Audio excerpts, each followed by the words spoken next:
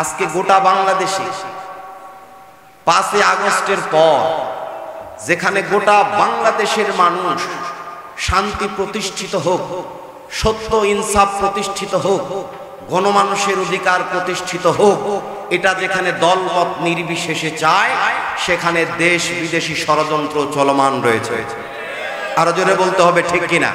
গরম করেন। যদি বুঝে থাকেন তাহলে বলতে হবে ঠিক কিনা বলেন। আপনারা খেয়াল করে দেখেন, একবার আনসার হয়ে, একবার রিকশাওয়ালা হয়ে, এবার এভাবে চলতে চলতে চলতে চলতে শেষ পর্যন্ত গার্মেন্টস শ্রমিকদের মাথার ভিতরে তাদের ব্রেনকে ওয়াশ করে রাস্তায় নামিয়েছে। আপনারা কিগুলো বুঝছেন? কিছু হঠাৎ করে মিল ফ্যাক্টরিগুলোর বেতন বন্ধ করলো কে? আগে ছিল না, এখন কে করলো? আপনি আপনার মেধা দিয়ে প্রশ্ন করবেন আর অ্যানসার খুঁজবেন। কে করলো? তারাই করেছে যারা 5 তারিখের 2 দিন আগ থেকে শর্ট করে ঢুকতে যারা চেয়েছিল, লাথি খেয়ে যারা বিদেশে পাড়ি জমিয়েছে, তারাই ষড়যন্ত্র করছে। আমার ভাইরা আসার তো জায়গা পাচ্ছে না, আসবে কিভাবে? শুধু বাকি একটা জায়গা বাকি আছে আসার, যেটা আসলে পরে মানুষ হয়তো চিনবে না, তাদেরকে জায়গা দিবে। সেটা হচ্ছে দাঁড়ায়া প্রসাবকারী পশুর নাম কি? জোরে বলেন, মাইন্ড করছেন? তো যেহেতু এক এক করে ছদ্মবেশ ধরে আসতেছে তো ওইটাও আসুক, কথা কয় না। আমার বন্ধুগণ, আমি চাই না সেই জাতিতে পরিণত হোক। এখনো সময় আছে। গত 15-16 বছরের অপরাধকে নিজে স্বীকার করে আল্লাহর দরবারে তওবা করার। আমার বন্ধুগণ, সাইয়েদনা মুসা আলাইহিস সালাম সমুদ্রের দ্বার প্রান্তে, আর পিছনে ফেরাউন তার সৈন্য নিয়ে, ঠিক না? খুব মনোযোগ দিতে হবে, কিন্তু অল্প সময় কথা হবে, খুব মনোযোগ দিতে হবে। আমার বন্ধুগণ, সমুদ্রের দ্বার প্রান্তে দাঁড়ানো, পিছনে ফেরাউন তার সৈন্য নিয়ে ধাওয়া করছে। এমন মুহূর্তে সামনে বিশাল সমুদ্র, যেখানে পানি আর পানি, একুল ওকুল দেখার কোনো সুযোগ নাই। পিছনে শত্রু যারা পেলেই তাদেরকে মেরে ফেলবে।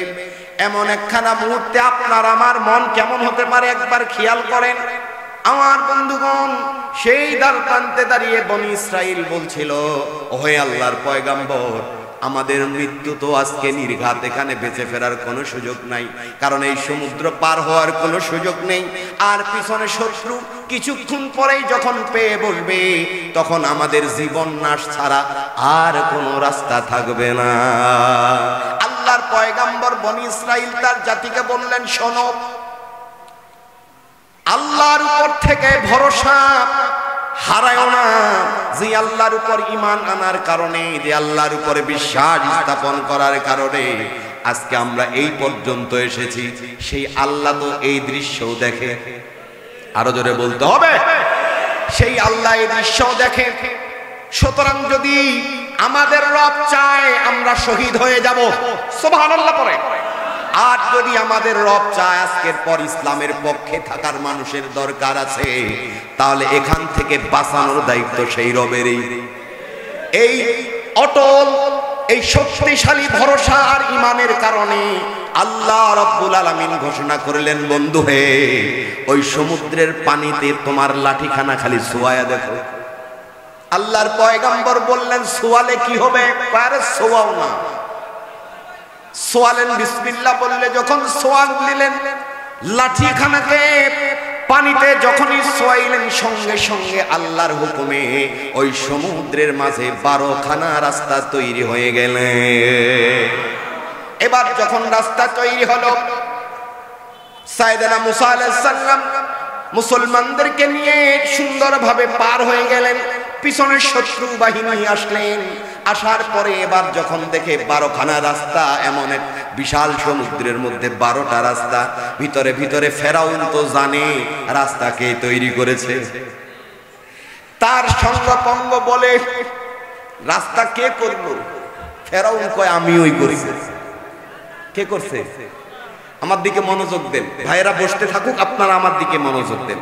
সবাই তো আরই করা যাবে না, ভাইরা আসবে বলবে আর আপনারা শুধু শুনতে থাকবেন, ঠিক আছে তো ইনশাআল্লাহ? তার বাহিনী বলল, রাস্তা করলো কে? ফেরাউন বলে, আমিই তো করছি। কেন বললেন? কারণ হচ্ছে এতদিন যাবত নিজেকে রব বলে দাবি করেছে, নিজেকে প্রভু বলে দাবি করেছে, নিজেকে বলেছে আমি মানুষের জীবন দিতে পারি, জীবন নিতেও পারি। এখন যদি কয় রাস্তা তো আমি করি নাই, তাহলে কি আর হেই হেডাম থাকবো? কথা বুঝছেন? এটা যেন থাকে তার জন্য কয় রাস্তা আমিও করছি। আসো, যখনই রাস্তার ভিতরে ঢুকলেন, মাঝ পথে যাওয়ার সঙ্গে সঙ্গে আল্লাহ রাব্বুল আলামিন পানিকে আর সমুদ্রকে হুকুম করলেন যে আমি এখন হুকুম করছি খালি নাগানি সুবানি দেওয়া শুরু করো। যখনই মাঝখানে গেলেন আর পানি আল্লাহর হুকুম পেলেন, খাপের খাপ মুমতাজের বাপ যখন মিলে গেল, সঙ্গে সঙ্গে পানি এবার ভিড়ায়া ফেরাউনকে আর তার বাহিনীকে সুবানি শুরু করলেন। এমন সুবানি সব মরে শেষ, ফেরাউন খালি হাবুডুবু খায়। ফেরাউন যখন হাবুডুবু খায় দেখে আর তো কোনো কুল কিনারা নাই, এবার বলে আল্লাহ আমি জীবনে যত ভুল করেছি আর ভুল করতাম না, খালি আনতে বাঁচাও। আল্লাহকে ফেরাউন এই জায়গায় আসার পর যখন হুকুম জারি হয় ফেরার কোনো সুযোগ। সুতরাং 5 তারিখের 2 দিন আগে এসে বলে দরজা খোলা, আপনারা যখন আসবেন তখনই বসবো। এই সুযোগ তখন নয়, 15টা বছর মানুষের উপরে নির্যাতন করা হয়েছে। বুঝার দরকার ছিল প্রথম 5 বছর ব্যর্থতা প্রকাশ হওয়ার পর, তখনও যেহেতু হয় নাই, তারপরে আবার 5 বছর তার বুঝার দরকার ছিল, তখনও হয় নাই, আবার 5 বছর তাও বুঝে নাই। সর্বশেষ 16 বছরে পা দিয়ে আবার ভোট চুরির কায়দা। কথা বুঝেন নাই? আমার বন্ধুগণ, ফেরাউন যেমন ওই জায়গা মতো গিয়া জানার পরেও যে রাস্তা তৈরি করেছে কে? সুতরাং যেই আল্লাহ রাস্তা তৈরি করে তার বন্ধুকে পার করে নিতে পারে, সেই বন্ধুকে মারা সম্ভব? ফেরাউন জানার পরেও শুধু চেয়ার আর পজিশন ঠিক রাখার জন্য যা করার সব করেছে, তার নেতা কর্মী সব পানিতে চুবায় মারছে। ঠিক আজকের অবস্থা হয়েছে এমন, মানুষ আজকে যাদেরকে নেতা মানত, যার পিছনে স্লোগান দিত, ছাতা রোদের সময় নেতার মাথায় ধরত, সেই সমস্ত নেতা 2 দিন আগে যার যার মতো জায়গায় আউট, নেতা কর্মী সব খালি বাইরে নিখায়, আওয়াজ দেয় না। কথা বুঝছেন না এখন আমার বন্ধুগণ? তাহলে এবার আসে আল্লাহ রাব্বুল আলামিন বলছেন ইন্না আরসালনাকা শাহিদাও ওয়া মুবাশশিরাও ওয়া নাযীরা। বন্ধু হয় নিশ্চয় আমি আপনাকে 3টি উদ্দেশ্য দিয়া, এই আয়াতের কথা হচ্ছে 3টি উদ্দেশ্য দিয়া তোমাকে পৃথিবীতে পাঠিয়েছি। নাম্বার 1 তুমি যাবার সাক্ষী রূপে, নাম্বার 2 সুসংবাদদাতা রূপে, নাম্বার 3 সতর্ককারী রূপে জাতির জন্য।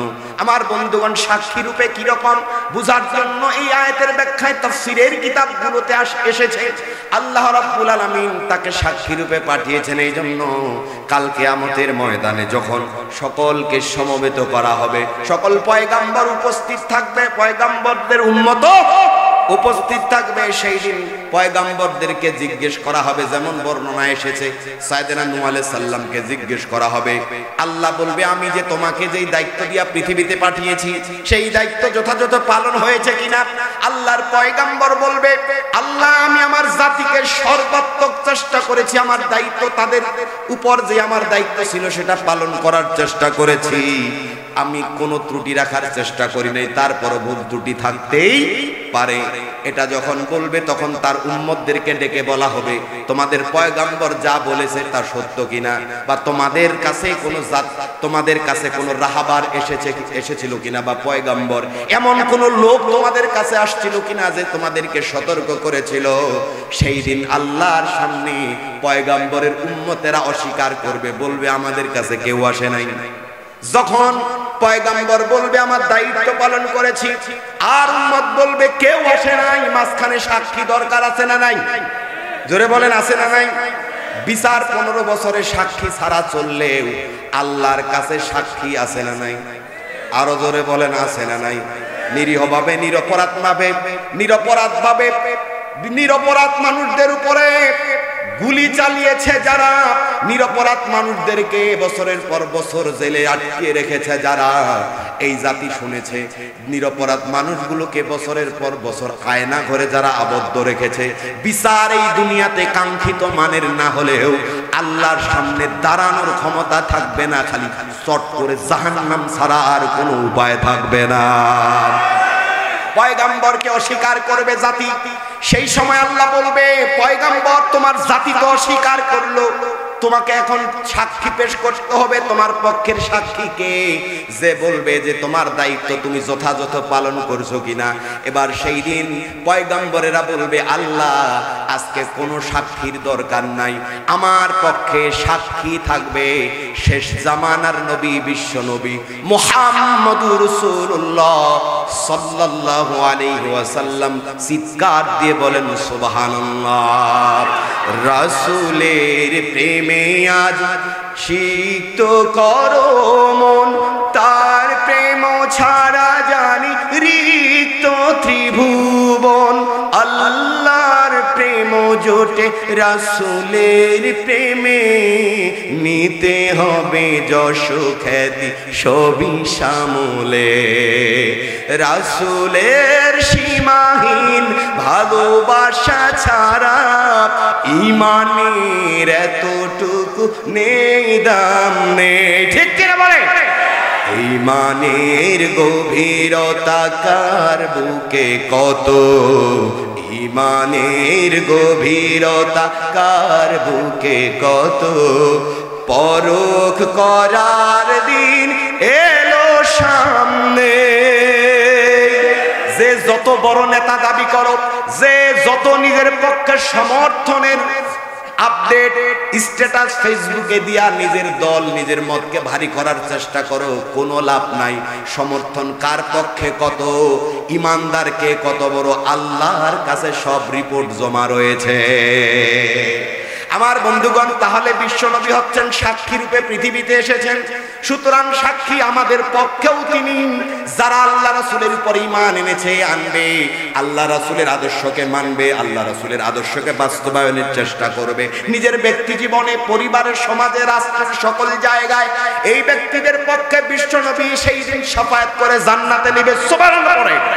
আর যদি বিশ্বনবীর আদর্শকে, নিজের দলকে প্রমোট করার কারণে, নিজের ব্যক্তিত্বকে প্রমোট করার কারণে, নিজের কোনো না কোনো স্বার্থের কারণে বিশ্বনবীর আদর্শকে মানতে না চায়, বিশ্বনবীর আদর্শকে ডিভাইডেড করতে চায়, বিশ্বনবীকে দূরে ঠেলে দিতে চায়, এই ব্যক্তিদের পক্ষে সাক্ষী তো দূরের কথা, আল্লাহর জাহান্নাম ছাড়া আর কোনো উপায় থাকবে না। এই জন্য বিশ্বনবীকে সুসংবাদদাতা হিসেবে দ্বিতীয় নাম্বার দায়িত্ব, অর্থাৎ যারা ঈমান আনবে তাদেরকে আল্লাহ রাসূল বলছেন এইভাবে করে, ইন্নাল্লাযীনা ক্বালু রাব্বুনাল্লাহু সুম্মা ইসতাকামু তাতানাজ্জালু আলাইহিমুল মালাইকাতু আল্লা তাখাফু ওয়া লা তাহজানু ওয়া আবশিরু বিল জান্নাতিল্লাতী কুনতুম তুআদুন। যারা ঈমান আনবে, এর উপরে যে বলবে আমাদের রব কে, আমাদের রব আল্লাহ, সুম্মা ইসতাকামু, এর উপরে অটল থাকবে, অবিচল থাকবে, তাদের উপরে ফেরেশতার দল অবতীর্ণ হয়ে বলবে নিরাশ হও না, চিন্তিত হও না, ভয় পেও না, তোমাদের জন্য সুসংবাদ হচ্ছে আল্লাহর জান্নাত। এই জন্য আমার বন্ধুগণ, 8 বছর 9 বছর 10 বছর আয়না ঘরে যাদেরকে রাখা হয়েছে, নিরপরাধ এই ভাইদেরকে, এই সকল ভাইরা 8টা বছর কিভাবে কাটাতে পারে একটু খালি কল্পনা করবেন। আপনাকে আর আমাকে যদি 3 দিন রাখা হয় বেহুশ, ঠিক কিনা? আমার বন্ধুগণ, 8 বছর কিভাবে কাটানো যায়? এইভাবেই কাটানো যায়। যারা ঈমানের উপরে সুম্মা ইসতাকামু, অটল থাকে, অবিচল থাকে, এদের ক্ষেত্রে আল্লাহর ফেরেশতা এমন ভাবে গায়েবীভাবে এমন সুসংবাদ দেয়, ঈমানের এমন স্বাদ পাওয়া শুরু করে, যার ফলে 8 বছর 9 বছর কিভাবে যায় এদের আর মাথার ভিতরে হিসাব থাকে না। আমার বন্ধুগণ, আজকে আপনাদের আমি ওয়াদা করতে চাই, আজকের পর ইসলাম ছাড়া অন্য কিছু মানি, রাসূলের আদর্শ ছাড়া অন্য কিছু মানি, আরো জোরে বলতে হবে মানি। ঠিক আছে তো ইনশাআল্লাহ? আমার বন্ধুগণ, আমার পাশে যিনি বসে আছেন তিনি হচ্ছেন আজকের মাহফিলের মেহমান, আর আমি ভাড়াটিয়া। আমি কি ভাড়াটিয়া? এই মানুষটির পরিচয় হচ্ছে আমার খুব কাছে, তার মানে আমার বড় ভাই মানুষ। কথা বুঝছেন তো? আপনাদের পার্শ্ববর্তী কেন্দ্রীয় মসজিদ ইবাদুল্লাহ মসজিদের সম্মানিত খতিব, যিনি সুদূর গাজীপুর থেকে প্রতি সপ্তাহে এখানে খুতবা দিতে আসেন, আমার অত্যন্ত কাছের মহব্বতের সম্মানিত বড় ভাই। এই বড় ভাই আপনাদের সামনে কথা বলবেন। এর আগে আমার আলোচনা মনে করেন শেষ, এখন সর্বশেষ যেই কথাটি বলতে চাই সেই কথা হচ্ছে ওয়ালাউ কারিহাল মুশরিকুন। আল্লাহ রাসূলের আগমন হয়েছে আরেক আয়াতের কথা, লিইউযহিরাহু আলা দ্বীনি কুল্লি, সকল দিনের উপরে দিন ইসলামকে বিজয়ী করার জন্য, ঠিক কি না? তারপরে ওয়ালাউ কারিহাল মুশরিকুন, কিছু মানুষ থাকবে যাদের আচরণ হচ্ছে মুশরিকের মতো, এরা ইসলাম প্রতিষ্ঠিত হোক, ইসলাম সব জায়গায় সেটআপ হোক, এরা চাইবে না। কারণ কি? কারণ হচ্ছে 50 বছরের বেশি যেই মহান মানুষটি কোরআনের তাফসীর করেছে দেশ এবং বিদেশে, কোরআনের পিছনে যার জীবন বিলীন করে দিয়েছে নিরপরাধ ভাবে 13 বছর জেলে রেখে, সর্বশেষ মেডিকেল ক্লিনিকের মাধ্যমে যাকে হত্যা করা হয়েছে, সেই মানুষটার একটা কথা আমার কর্ণকুহরে এখনো ভাসে। তিনি বলেছিলেন, ধর্ম নিরপেক্ষ রাজনীতি এরা চায় এই জন্য, এরা রাজনীতিতে ধর্ম চায় না এই জন্যই, কারণ যদি ধর্ম ছাড়া রাজনীতি হয় তাহলে বড় বড় বোতল খাওয়া যায়। যদি ধর্ম ছাড়া রাজনীতি হয়, ক্লাস 7 এর ক্লাস 9 এর এক কচি বাচ্চাকে জেলখানার নামে রিমান্ডে নিয়ে নির্যাতন করা যায়, জেলে দেওয়া যায়, জুলুম করা যায়, ঘুষ, দুর্নীতি, বাটপারি, সিটারি সব করা যায়। আমার বন্ধুগণ, সুতরাং দলমত নির্বিশেষে বাংলাদেশকে যদি স্বাধীনভাবে দেখতে চান, যেই ভাইরা তাদের জীবনের রক্তকে রাজপথে বিলীনের মাধ্যমে এই পরিবেশ এনে দিয়েছে, সেই ভাইদের যে লক্ষ্য ছিল হক প্রতিষ্ঠা, নিজের অধিকার প্রতিষ্ঠা, বাক স্বাধীনতা প্রতিষ্ঠার যে লক্ষ্য ছিল, সেই লক্ষ্য সম্পর্কে জাতির সামনে ওলামায়ে কেরাম মাহফিলে কথা না হলে, তাদের সেই উদ্দেশ্যে কথা না হলে কোনো মাহফিল সফল হবে না, হবে না, হবে না। আমার ভাইরা, সুতরাং আসুন, যে যেই জায়গায় থাকি, যেই দলে করি, কোনো আপত্তি নাই, ইসলাম ছাড়া ভাবার কোনো সুযোগ নাই। আল্লাহ তাআলা আমাদেরকে কবুল করো। সুবহানাকা আল্লাহুম্মা ওয়া বিহামদিকা আশহাদু আল্লা ইলাহা ইল্লা আনতা আস্তাগফিরুকা ওয়া আতুবু ইলাইক। ওয়াসসালামু আলাইকুম ওয়া রাহমাতুল্লাহি ওয়া বারাকাতুহু।